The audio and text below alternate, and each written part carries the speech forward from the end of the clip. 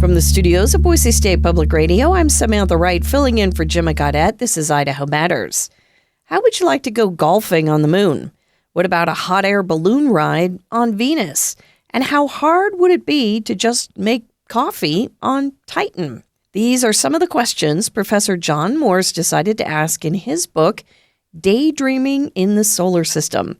He's the director of the graduate program in Earth and Space Sciences at York University, and he teamed up with his co-author to explore some of the spots in our solar system and to make space more relatable. He's coming to Idaho, and he'll be giving a talk on Friday as part of First Friday Astronomy, brought to you by the Physics Department at Boise State University. And he's here for a preview. I want to jump right in. I want to say you have been part of several space missions, including the Curiosity rover mission. Give us a little background on yourself and your career in space.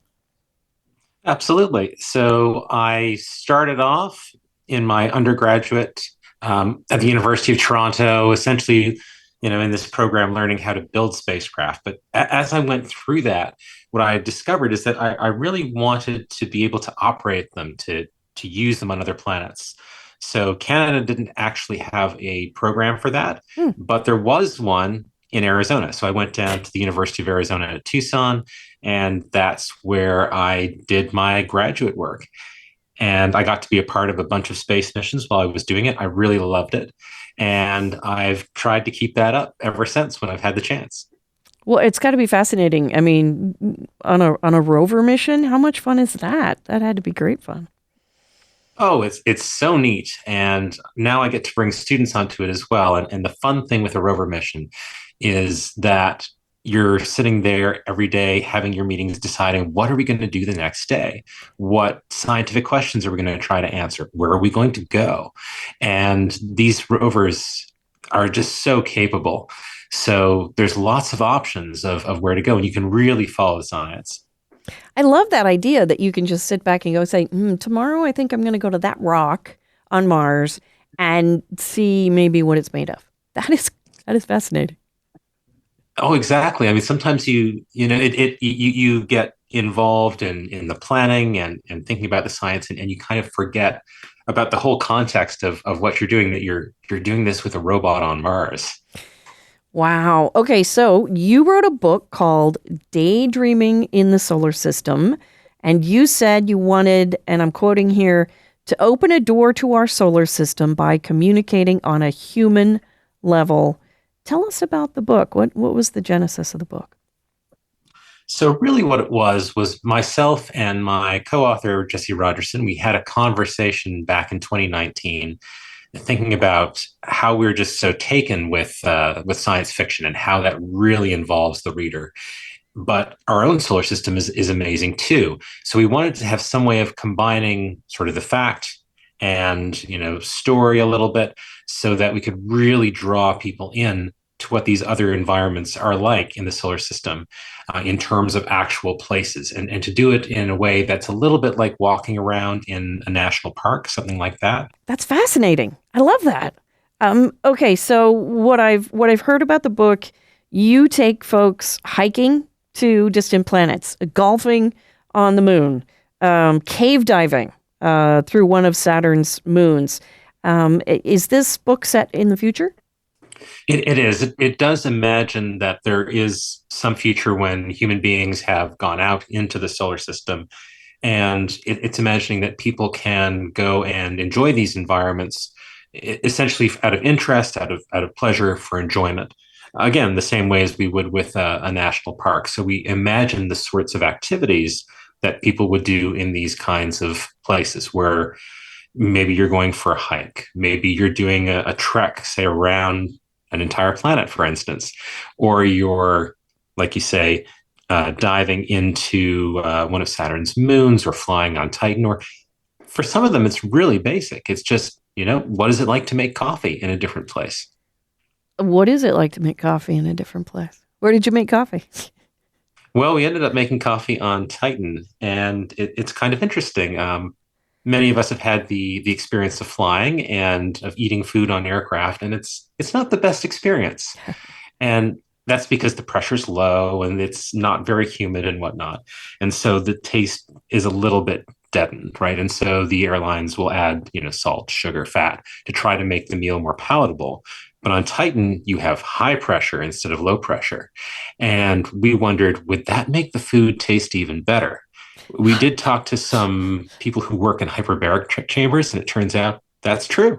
So there's a few things that you have to deal with to make a cup of coffee on Titan, because the water wants to boil at a higher temperature, and so you don't want to scorch the coffee beans. But we think we came up with a good method. What about golfing on the moon? Is this something that it's got to be different than it is on Earth? I've seen people on the moon who can jump really, really high. I don't know if would your ball stay on the moon? How would that work? Well, it'd be pretty difficult to hit the ball and have it leave the moon entirely, but suffice to say, your long game would be much better on the moon. And we've done it before. Alan Shepard, who was one of the Apollo astronauts, actually brought up a little club that he could put onto a digging tool and a couple of golf balls and took a few shots while he was there. Wow. Okay, that's fascinating. Let's look at another one. How about a hot air balloon trip around Venus? Because some people have gotten, to float in a hot air balloon. That's pretty cool. I went up once. What would it be like on Venus?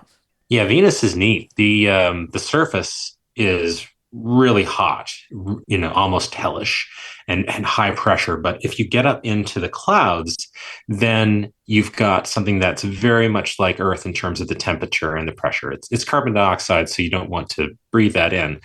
But it means that if you have a hot air balloon, it's going to get even more buoyancy than you would on Earth. So in the book, we imagined a balloon festival on Venus would be the perfect place. Plus, you've got these circulations of weather on Venus. That means that if you're up there in the clouds, you can go around the whole planet in only 80 hours. So we imagined some group of balloons going all the way around from day into night and back again. Wow, we actually have a very popular hot air balloon festival in Boise every year, and so I think a lot of people would relate to what you're talking about. I'm hearing a lot of science in this. I mean, it's fun to think about making coffee on places like Titan, but it sounds like you did a lot of research into how it would actually work. Well, what we wanted to do was to provide as realistic a picture as possible. And in order to do that, we've sort of split each chapter into two pieces. The first one is a story. It's just somebody out in the environment doing a thing, whether that's rappelling, golfing, trekking, what have you. And then the second half of the chapter gives sort of the scientific background that allows that story, that daydream, to take place. So if you just want to read neat stories that are really grounded in science about the solar system, then you can read all the first halves of the chapters. But if you want to dig deeper, that second half is there for you. Well, your talk that's coming up on Friday at Boise State, it's billed as exploring the planets with our five senses. And I think that's exactly what you're talking about. You're making this very real so that we can think about what things are like off of our planet. Exactly. So we've only been as human beings as far as the moon. That's sort of the limit of where we've been in terms of being able to experience the universe with our five senses. But we sent spacecraft much further out. They get back data that is not really like our five senses, but we can kind of translate the types of activities they're doing, the type of sensing they're doing, and imagine then what it would be like if a human being had actually visited those places. And that's what we're trying to do with this book. You mentioned science fiction. Did you like science fiction when you were younger? What was your passion? Did it inspire you? Oh, absolutely. I think both Jesse and I were strongly influenced by science fiction, and it was really delightful that one of our favorite science fiction authors, Robert Sawyer, was able to do a foreword for the book and to really sort of set it up. We've also got a few chapters that are homages to some of the more famous stories out there. So there's one where we talk about gardening on an asteroid, for instance, and that harkens back to The Little Prince. Well, That is fascinating, especially now that we're landing things on asteroids to try and find out what they're made of. And some of those pictures are, I would not want to garden there. That looks just really scary. It's pretty stark, and with an asteroid, you've got to be careful. You could push yourself away and never come back again.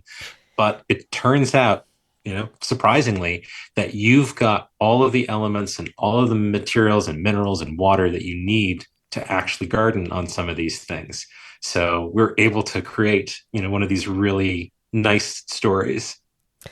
That's great. When we're talking about science fiction, there's a lot of science fiction out there that is very science based, very technical. Looking at what might actually happen, and then there's a lot that's very, fantastic.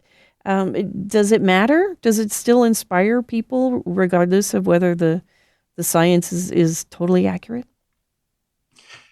Well, that's an interesting point. I think that with the science fiction authors, what they're trying to do is they're trying to entertain and to tell a compelling story.